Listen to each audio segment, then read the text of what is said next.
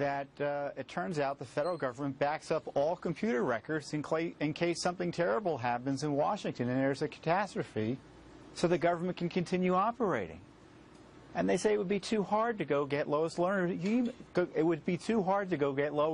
emails from that backup system. So everything we've been hearing about scratched hard drives, about missing emails of Lois Lerner, other IRS officials, other officials in the Obama administration, it's all been a pack of malarkey. They could get these records, but they don't want to, and they haven't told anyone about it, frankly, until we were able to get it out of them on Friday. And there's no such thing as Lois Lerner's missing emails. It's all been a big lie. They've been lying to the courts, the American people.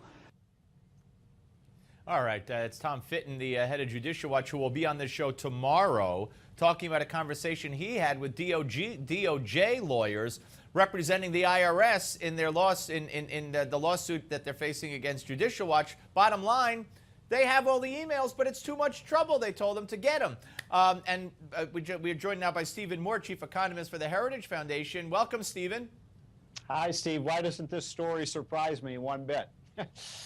Well, that's what Paul Ryan said when we had him on a little while ago, and he vowed that they will not get away with this, that they will keep digging, digging, digging, and not let this go. Well, it's a result of giving way too much power to the IRS. I mean, I think that's the real story here, is that the IRS is now a rogue agency with incredible powers of investigating every person's individual emails. You get almost no privacy rights. And we know it's been a place now that has been used for political purposes and political thuggery that is making Americans all the more afraid of the IRS and government power in general. Yeah, absolutely. All right, I want to talk to you about a couple of things. You wrote a great piece that I saw at the Daily Signal about employers looking to fill certain jobs. But let me ask you about what Burger King did today. It had been rumored. They did it. They went and bought a company in Canada, a donut company, I think, and now they're going to have their corporate headquarters offshore and be registered there, and they won't have to pay the repressive corporate tax rate here in the United States. And Senator Sherrod Brown has already called for a boycott, along with many others on the left, of Burger King for doing this horrific thing. Your take on what they did and what the repercussions, if any, should be? First of all, on the issue of the boycotts, I mean, for anybody who's thinking, boycotting Burger King, there are 14,000 franchises across America. Those are not owned by Burger King. Those are owned by individual small business owners, and they hire workers, right, Steve? So anybody who boycotts them, all you're doing is hurting, low-income workers, and you're hurting, these small business owners. It doesn't change the dynamics of what's happening here. If you want to stop American companies from leaving, and I don't want to see American companies leave this great country of ours, let's get rid of the corporate income tax, or at least let's cut it to the international average. This is a Head Start program for every country we compete with. Steve, you and I have known each other for a long time. How many times have I warned that this was going to happen if we didn't fix our tax system? For years and years and years. Exactly. Now this day has arrived, and all these liberals who say, oh, taxes don't matter, businesses don't make decisions on the basis of taxes. Yes, they do. And in fact, I would make the case that a lot of these CEOs have a fiduciary duty to their shareholders, people like me and you, that they can find a good deal so that they don't have to pay, 1/3 of their profits to Uncle Sam. And that's the situation today with a 35 to 40% corporate tax rate. Yeah, absolutely. And of course, rather than address the problem as you have defined it, and as Paul Ryan before you defined it, I'm sure Obama will lead the charge. Eventually, he'll get around to being asked about this. And we've heard his script on this. His script on this. The companies that do this are un-American, or they're evil, and they need to be punished. Yeah, and I would make the case, look, if people want to boycott, if people are angry about this, and I'm angry about it, Steve, this is Burger King. I mean, the home of hamburger is the United States of America, and these companies are leaving. We've seen this with Pfizer. We've seen it with Walgreens. Now, some of the companies are staying, some of them are going. But we're going to see more of this if we don't do something about changing our corporate tax. I mean, it is unpatriotic to have the highest corporate tax rate in the world. So what I'm saying is, if you want to boycott, if you want to protest Congress, protest the White House for not fixing this problem that we've been talking about for 10 years. Yeah, absolutely. All right, let's talk about your piece, why it's so hard for employers to fill these jobs. And you know, you're not talking about before people jump to a conclusion. You're not going to hear from you in this piece about how nobody will clean the toilets and nobody will do the dishes in the kitchen, so we have to have illegals come in to do it. You're talking about other jobs. Well, what I found was, I gave a big talk to one of the major manufacturing associations, and I met with a lot of the executives, and they said there's half a million unfilled manufacturing jobs in this country. These are $50,000, $60,000, $80,000 a year jobs with benefits can be over $100,000 that are not going filled. There are 50,000 unfilled trucking jobs in this country. Engineers, a lot of the engineering jobs are going unfilled.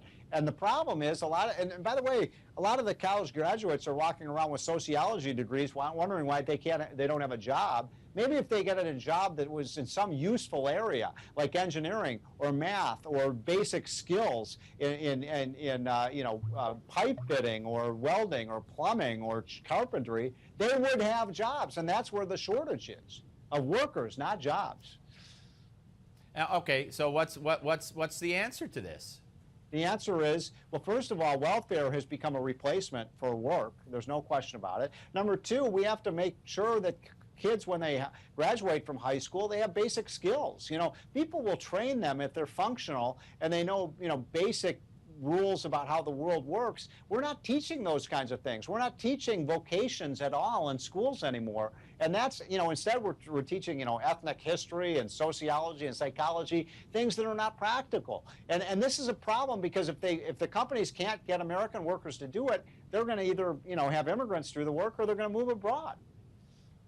Yeah. All right. Now, Pat Buchanan earlier said that if Barack Obama goes ahead and signs his executive order, as Luis Gutierrez again has warned us, quote unquote, is going to happen, granting status to 5 million illegals possibly. He said that it's going to set the country on fire, figuratively speaking, politically speaking.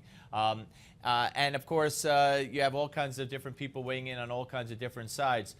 If this happens, and there's some doubt in Buchanan's mind whether or not this will take place before the midterms or more likely after the midterms, what does it mean for the economy? What are the immediate effects that we would see if he signs this executive order? Well, I hope it isn't done this way. I mean, look, I think this is the wrong approach to dealing with illegal immigration. I'm pro-immigration. I think people want to come here and work are great for this country. But this is not the right way to do it, Steve. And it really actually undermines support for our legal immigration system, which is one of the, spinal cords of our economy. So I dread this day. I hope it doesn't happen. But if it does, I think it really undermines public support for what this president is, because it's like this kind of imperial presidency. Remember, they used to say that George Bush was an imperial president. The imperial president is Barack Obama. Yeah, no, well, without a doubt, and you could go back, and I've never seen anything like it. And of course, scholars and such as yourself and historians agree with everything that we're saying here. All right, let me ask you this. We're not that far away from another jobs report. We're moving into September. The fiscal year's coming to an end. We're just spinning wheels here, are we not? I mean, you and I have talked ever since Obama has become president, and basically you've written about, you've talked about what a slow, horrific recovery this has been. But there's no end in sight to this, is there? There isn't. We're stuck in a 2% growth rut, and we can't get out of it. And that doesn't solve the problems of America. It doesn't put Americans back to work. It doesn't increase their paychecks. And that's why there's so much middle-class anxiety, why half of Americans think America is still in a recession, because for those families, America still is in a recession. And I just don't see any way in the next couple of years. He's certainly not going to reverse policies. He's certainly not going to all of a sudden make friends with Congress on both sides of the aisle and work with them. So nothing's going to change until we get a new president. It might be. I hate to say that, but I think you're probably right that this is a president who's shown no willingness to embrace any kind of free market ideas whatsoever, and it's been the abandonment of the free market policies that have led to this dreadful recovery. American families are hurting. Yep. Stephen, always great to talk to you, sir. Chief Economist for the Heritage Foundation, and we'll speak to you soon. Thanks, Steve. All right, Stephen Moore, ladies and gentlemen. No, I mean, look, we're almost 6 years through. Almost. We're not even. And every time I say that, it scares me because he still has more time left in this second term than he's served. So imagine that. But he's not going to change. Nothing's going to change. It's not going to get better. Let's hope it doesn't get worse, but it's not getting better in the next couple of years. That's for darn sure. All right, folks. We are going to come back with Gimme 5, and you're going to hear Jake Tapper try to explain and justify CNN's coverage of Ferguson as the Steve Malzberg Show rolls along.